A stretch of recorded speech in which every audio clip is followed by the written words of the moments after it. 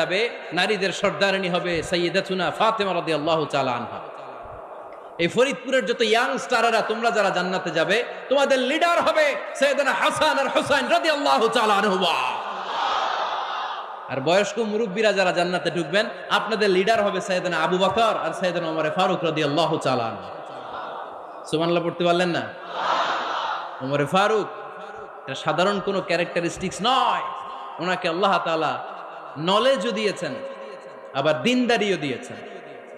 আমার দিনী ভাইয়েরা খেয়াল রাখবেন, কোনো আলেমের মধ্যে বা কোনো নেতার মধ্যে যদি এই দুইটার সমন্বয় আপনি পান, যে তার জ্ঞানও আছে আবার দিনদারিও আছে, he belongs the knowledge and he belongs the তাকওয়া, সে গোটা বিশ্বকে জয় করে ফেলবে।